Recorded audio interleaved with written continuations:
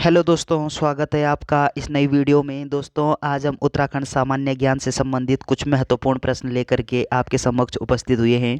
तो बिना देरी किए इन महत्वपूर्ण सवालों को शुरू करते हैं। चलिए,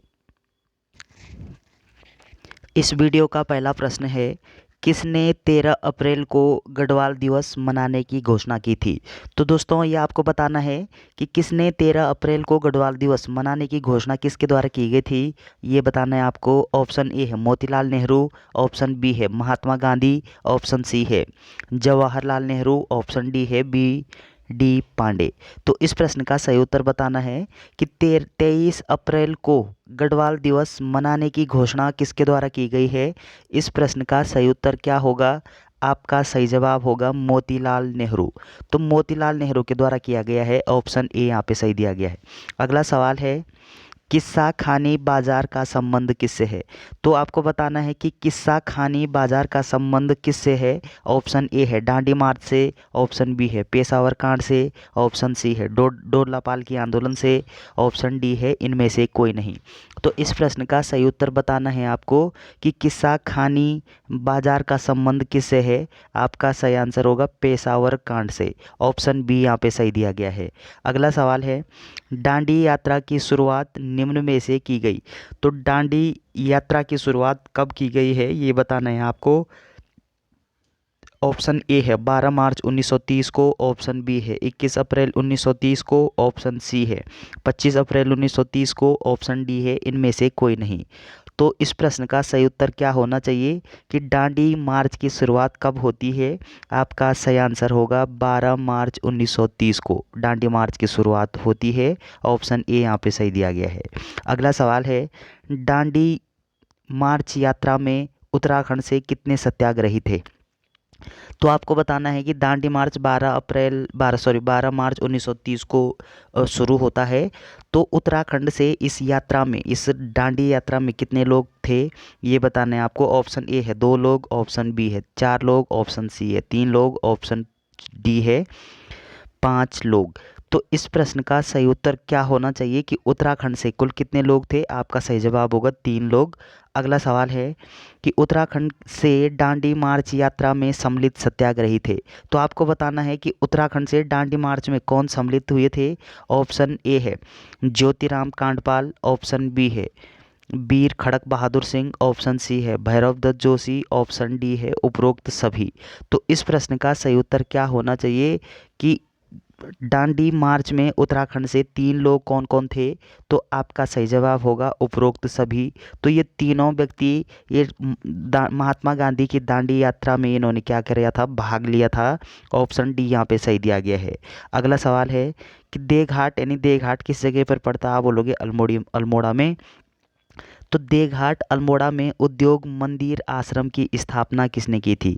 तो उद्योग मंदिर जो आश्रम है ये कहाँ पे पड़ता है। आप बोलोगे अल्मोड़ा में उद्योग मंदिर आश्रम, ध्यान रखेगा। तो इसकी स्थापना किसके द्वारा की गई है, ये बताना है आपको। ऑप्शन ए है भैरव दत्त जोशी, ऑप्शन बी है ज्योतिराम कांडपाल, ऑप्शन सी है खड़क सिंह, ऑप्शन डी है इनमें से कोई नहीं।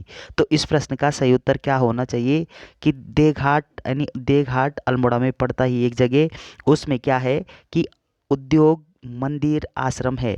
और इस उद्योग मंदिर आश्रम की स्थापना किसके द्वारा की गई है, ये बताना था। तो इस प्रश्न का सही उत्तर क्या होना चाहिए।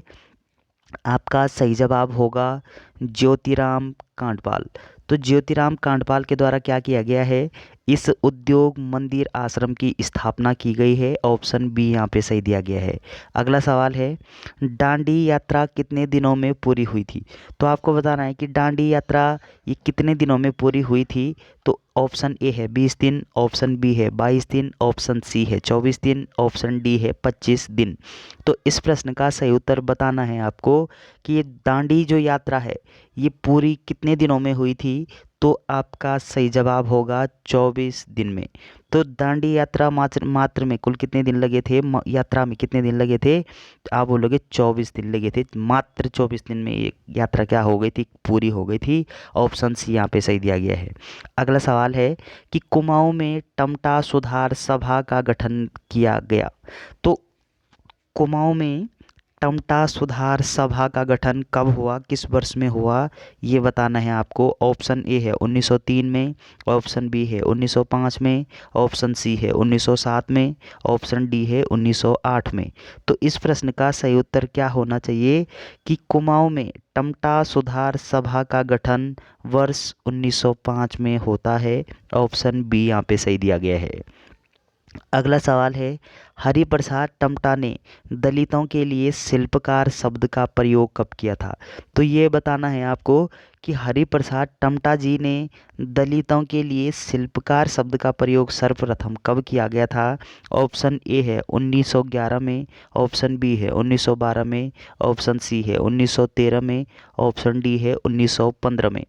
तो इस प्रश्न का सही उत्तर बताना है आपको कि हरिप्रसाद टमटा जी द्वारा दलितों के लिए शिल्पकार शब्द का प्रयोग कब किया गया है। आपका सही आंसर होगा 1911 में। ऑप्शन ए यहाँ पे सही दिया गया है। और अगला पॉइंट आपको क्या ध्यान रखना है कि ये हरिप्रसाद टमटा जी, इनको पहाड़ के अंबेडकर नाम से जाना जाता है, तो ये भी ध्यान रखिएगा। और अगला सवाल है कि कुमाऊं में शिल्पकार सुधारिणी सभा का गठन कब किया गया था। तो ये शिल्पकार सुधारिणी सभा का गठन बताना है आपको, ये कब हुआ था कुमाऊं में। ऑप्शन ए है 1912 में, ऑप्शन बी है 1915 में, ऑप्शन सी है 1925 में, ऑप्शन डी है 1931 में। तो इस प्रश्न का सही उत्तर क्या होना चाहिए कि अल्मोड़ा कुमाऊं में शिल्पकार सुधारिणी सभा का गठन कब होता है।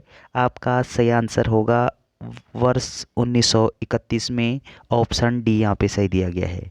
तो चलिए दोस्तों, अगला सवाल है कि लोक नायक की उपाधि दी जाती है।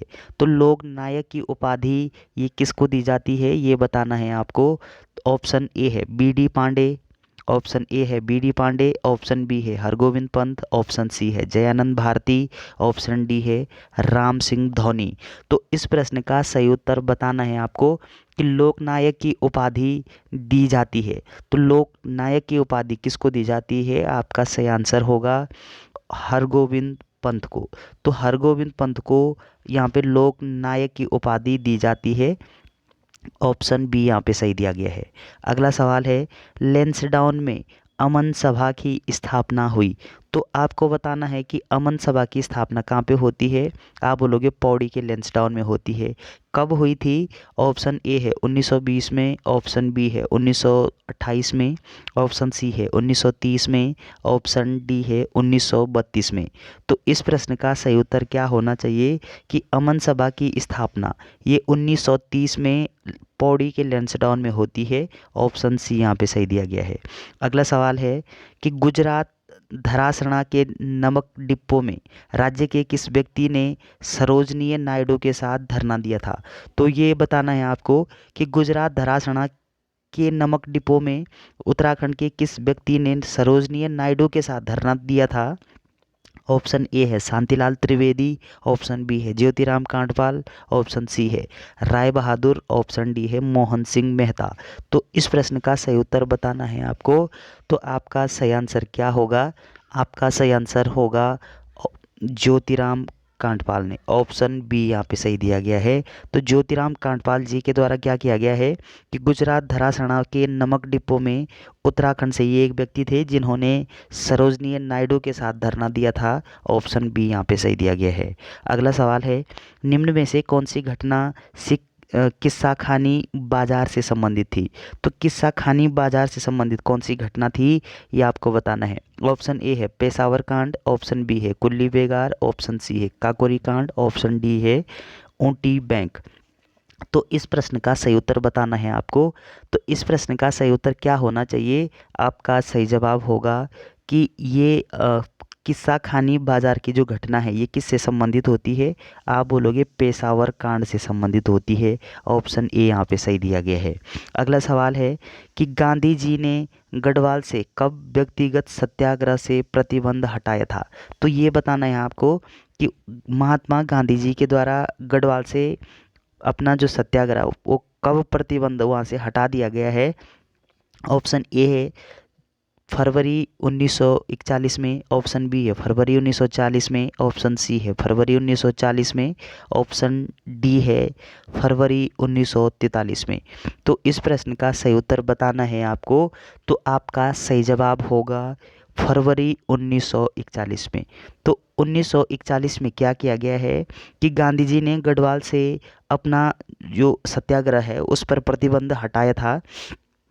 ऑप्शन ए यहाँ पे सही दिया गया है। अगला सवाल है, निम्न में से किसको रक्तहीन क्रांति की संज्ञा दी गई है? तो रक्तहीन क्रांति की संज्ञा किस को दी गई, किस आंदोलन को दी गई है? ऑप्शन ए है असहयोग आंदोलन को, ऑप्शन बी है कुल्ली बेगार आंदोलन को, ऑप्शन सी है भारत छोड़ो को, ऑप्शन डी है स्वदेशी आंदोलन को। तो इस प्रश्न का सही उत्तर क्या होना चाहिए? आपका सही जवाब होगा कुल्ली बेगार आंदोलन को। तो कुल्ली बेगार आंदोलन, ये आंदोलन कब होता है? आप बोलोगे 1921 में होता है। और इस आंदोलन को क्या बोला जाता है कि रक्तहीन क्रांति की संज्ञा दी जाती है इस आंदोलन को, कि रक्तहीन क्रांति। तो ऑप्शन बी यहाँ पे सही दिया गया है। अगला सवाल है, कुल्ली बेगार खत्म करने हेतु किस कमिश्नर ने खच्चर सेना को विकसित किया था? तो कुल्ली बेगार जो प्रथा है, इस प्रथा को समाप्त करने के लिए किसके द्वारा खच्चर सेना विकसित की गई थी, ये बताना है आपको। ऑप्शन ए है कमिश्नर ट्रेल, ऑप्शन बी है हेनरी रैमजे, ऑप्शन सी है बेटन, ऑप्शन डी है थॉमस लुसिंगटन। तो इस प्रश्न का सही उत्तर बताना है आपको। तो आपका सही जवाब क्या होगा? आपका सही जवाब होगा कमिश्नर ट्रेल ने। तो कमिश्नर ट्रेल के द्वारा क्या किया गया है कि कुल्ली बेगार को ख़त्म करने के लिए, इसको समाप्त करने के लिए खच्चर सेना विकसित की गई थी।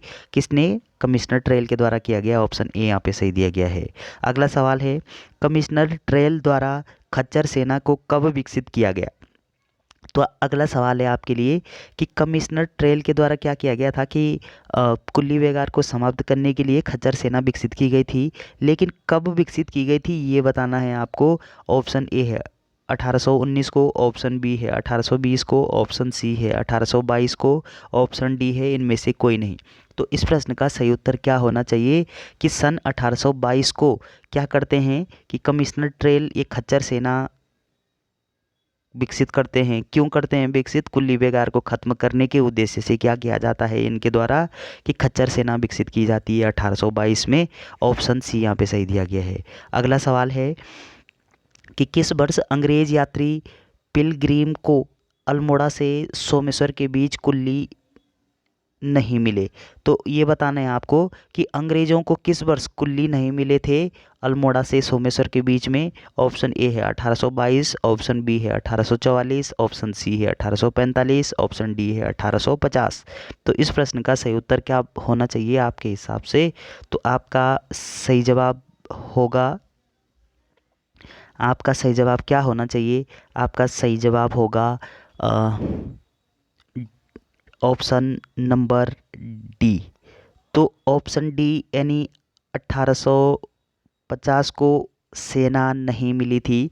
तो ऑप्शन डी यहाँ पे सही दिया गया है। तो चलिए दोस्तों, वीडियो अगर आपको अच्छी लगती है तो चैनल को सब्सक्राइब करना ना भूलें। Thanks for watching.